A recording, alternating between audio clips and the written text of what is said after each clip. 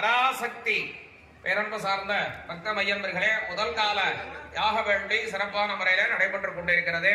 இதனுடைய முக்கிய அங்கமாக இந்த யாகத்திலே மங்கள பொருட்கள் சிறப்பான முறையில வரவேற்றிருக்கக்கூடிய யாக பொருட்களை ஹோமத்திலே செய்யக்கூடிய வைபவம் நடைபெற்றுக் கொண்டிருக்கிறது.